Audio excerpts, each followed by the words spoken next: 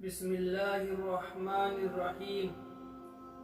حضرت ابن ثمامہ محری رحمت اللہ علیہ سے روایت ہے کہ حضرت عمرو بن عاص رضی اللہ تعالیٰ عنہ کے پاس ان کی آخری وقت میں موجود تھے۔ وہ زاروں قطار رو رہے تھے اور دیوار کی طرف اپنا رخ کیے ہوئے تھے۔ ان کے صاحبزادے ان کو تسلی دینے لگے۔ ان کو تسلی دینے کے لیے کہنے لگے، ابا جان، کیا نبی کریم صلی اللہ علیہ وسلم نے آپ کو فلاں بشارت نہیں دی تھی؟ کیا رسول اللہ صلی اللہ علیہ وسلم نے آپ کو فلاں بشارت نہیں دی تھی؟ کہنا، آپ کو تو نبی کریم صلی اللہ علیہ وسلم نے بڑی بڑی بشارتیں دی ہے۔ یہ سن کر انہوں نے دیوار کی طرف سے اپنا رخ بدلا اور فرمایا، سب سے افضل چیز جو ہم نے آخرت کے لیے تیار کی ہے وہ اس بات کی شہادت ہے کہ اللہ تعالیٰ کے سوا کوئی معبود نہیں اور محمد صلی اللہ علیہ وسلم اللہ کے رسول ہے۔ کیا فرمایا؟ سب سے افضل چیز بتائی، سب سے افضل چیز جو ہم نے آخرت کے لیے تیار کی ہے وہ اس بات کی شہادت ہے کہ اللہ تعالیٰ کے سوا کوئی معبود نہیں اور محمد صلی اللہ علیہ وسلم اللہ کے رسول ہے۔ میری زندگی کے، یعنی حضرت عمرو بن عاص اپنی زندگی کے کچھ باتیں بتا رہے۔ میری زندگی کے 3 دور گزرے ہیں۔ حضرت عمرو بن عاص رضی اللہ تعالیٰ عنہ کی زندگی کے 3 دور گزرے ہیں۔ ایک دور وہ تھا کہ جب کہ رسول اللہ صلی اللہ علیہ وسلم سے بغض رکھنے والا مجھ سے زیادہ کوئی شخص نہ تھا، یعنی اللہ کے نبی صلی اللہ علیہ وسلم سے سب سے زیادہ عداوت اگر کسی کو تھی تو یہ خود بتا رہے حضرت عمرو بن عاص کے سب سے زیادہ میرے دل میں اللہ کے نبی صلی اللہ علیہ وسلم کی بغض اور عداوت تھی۔ ایسا کوئی شخص نہیں تھا میرے سوا، ایسا بتایا نہ تھا۔ اور جبکہ میری سب سے بڑی تمنا یہ تھی کہ کسی طرح آپ میرے قابو چل جائے،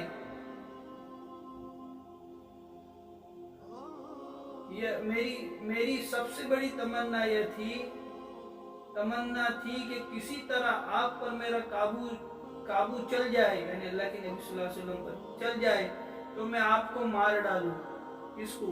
اللہ کے نبی صلی اللہ علیہ وسلم کو مارنے تک کی ان کی پلاننگ ہو گئی تھی حضرت عمرو بن عاص کی۔ یہ تو میری زندگی کا سب سے بدتر دور تھا، یعنی سب سے برا دور تھا میرا، کہ جب میں یہ سوچتا تھا کہ اللہ کے نبی کو میں ختم کر دوں۔ حضرت عمرو بن عاص بتا رہے، خدا نہ خواستہ میں اس حال پر مر جاتا تو یقیناً دوزخی ہوتا۔ اس کے بعد جب اللہ تعالیٰ نے میرے دل میں اسلام کا حق ہونا ڈال دیا تو میں آپ کے پاس آیا اور میں نے عرض کیا، یعنی جب اللہ نے ان کے دل میں اسلام کی حقانیت ڈالی تو اللہ کے نبی صلی اللہ علیہ وسلم کی خدمت میں حاضر ہوئے اور کیا کہا کہ اللہ کے نبی صلی اللہ علیہ وسلم سے کیا کہا، اپنا مبارک ہاتھ بڑھائیے تاکہ میں آپ سے بیعت کروں۔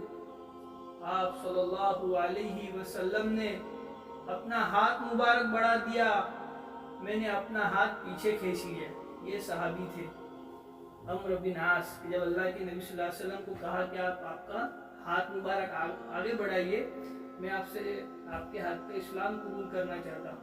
جب اللہ کے نبی نے اپنا ہاتھ آگے بڑھایا تو انہوں نے اپنا ہاتھ پیچھے کھینچ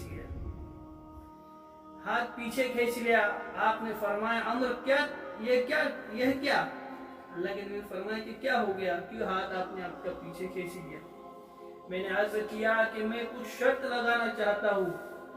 فرمایا، کیا شرط لگانا چاہتے ہو؟ عمرو بن عاص نے کہا کہ میری ایک شرط ہے۔ اللہ کے نبی نے فرمایا، کیا شرط ہے؟ میں نے کہا یہ کہ میرے سب گناہ معاف ہو جائے۔ یعنی ابھی اسلام قبول نہیں کیا، لیکن اسلام قبول کرنے سے پہلے کیا شرط لگے اللہ کے نبی سے کہ میں اسلام تو قبول کرتا ہوں لیکن کفر کی حالت میں میرے جتنے بھی میں نے گناہ کیے سب معاف ہو جانا چاہیے۔ یہ ان کی شرط تھی حضرت عمرو بن عاص رضی اللہ تعالیٰ عنہ کی۔ میں نے کہا یہ کہ میرے سب گناہ معاف ہو جائے۔ آپ صلی اللہ علیہ وسلم نے فرمایا، عمر کیا تمہیں خبر نہیں کہ اسلام تو کفر کی زندگی کے گناہوں کا تمام قصہ ہی پاک کر دیتا ہے، یعنی کفر میں کیے گئے تمام گناہ اسلام قبول کرنے کے بعد اللہ اس کو معاف کر دیتے ہیں، اور ہجرت بھی پچھلے تمام گناہ معاف کر دیتی ہے۔ دوسرا کون سی چیز؟ ہجرت بھی، ہجرت کرتا ہے نا انسان اللہ کے دین کی خاطر، تو بھی اللہ سب گناہ معاف کر دیتے پچھلے، اور حج بھی پچھلے سب گناہوں کو ختم کر دیتا ہے۔ اور حج اتنا بڑا عمل ہے، حاجی ایسا آتا ہے جیسا کہ اس کی ماں نے اس کو حاجی ہی دینا، سب گناہ معاف ہو جاتے حاجی کے لیے، بے گناہ ہو کر آتا۔ یہ دور وہ تھا جبکہ آپ سے زیادہ پیارا، آپ سے زیادہ بزرگ و برتر میری نظر میں کوئی اور نہ تھا۔ پھر کیا کہنے لگے جب اللہ کے نبی کے ہاتھ پہ اسلام قبول کر لیا؟ تو پہلے تو اللہ کے نبی سے بغض تھی، اللہ کے نبی کو جان سے ختم کرنے کی پلاننگ تھی۔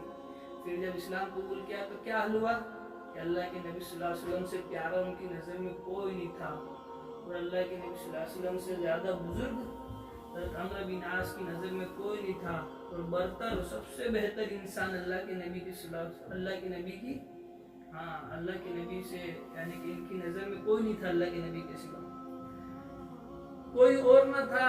آپ کی عظمت کی وجہ سے میری یہ تاب نہ تھی کہ کبھی آپ کو نظر بھر کے دیکھا۔ کتنی محبت ہوں گی صحابہ کو، انہیں کتنی عظمت ہوں گی اللہ کے نبی کی، کبھی آپ صلی اللہ علیہ وسلم کو نظر اٹھا کے دیکھتے بھی نہیں تھے۔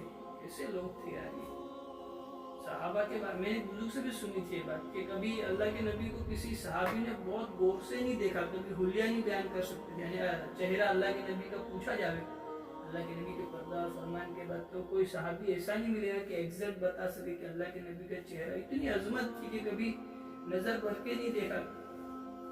اگر مجھ سے آپ کی صورت مبارک پوچھی جائے تو میں کچھ نہیں بتا سکتا۔ آئی نہیں بات، یعنی اللہ کے نبی کی صورت، ابھی تو حضرت عمرو بن عاص کا قصہ ہے، ایسے بہت سارے واقعات ہیں کہ اللہ کے نبی کا پورا چہرہ کوئی صحابی ایگزیکٹ نہیں بتا سکتا کہ اللہ کے نبی کا چہرہ ایسا تھا، کیونکہ میں نے کبھی پوری طرح آپ کو دیکھا ہی نہیں۔ کتنی عظمت تھی کہ اللہ کے نبی کو پوری طرح دیکھا ہی نہیں، عظمت سے نظر نہیں اٹھتی تھی۔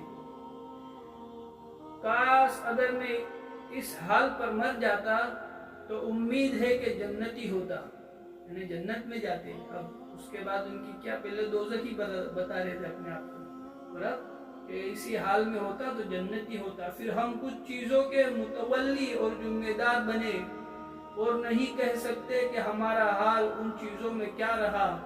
یہ میری زندگی کا تیسرا دور تھا۔ اچھا دیکھو، عمرو بن عاص بتا رہے، اچھا دیکھو جب میری وفات ہو جائے تو میرے جنازے کے ساتھ کوئی واویلا اور شور و شغب کرنے والی عورتیں نہ جائے، نہ زمانہ جاہلیت کی طرح آگ میرے جنازے کے ساتھ ہو، یعنی وہ زمانہ جاہلیت میں مردوں کے ساتھ آگ بھی ساتھ میں لے کر جاتے تو وہ بھی نہ ہو۔ جب مجھے دفن کر چکو تو میری قبر پر اچھی طرح مٹی ڈالنا، اور جب فارغ ہو جاؤ تو میری قبر کے پاس اتنی دیر ٹھہرنا جتنی دیر میں اونٹ ذبح کر کے اس کا گوشت تقسیم کیا جاتا ہے، تاکہ تمہاری وجہ سے میرا دل لگا رہے اور مجھے معلوم ہو جائے کہ میں اپنے رب کے بھیجے ہوئے فرشتوں کے سوالات کے جواب کیا دیتا ہوں۔ سبحان اللہ و بحمدہ، سبحانک اللہم و بحمدک۔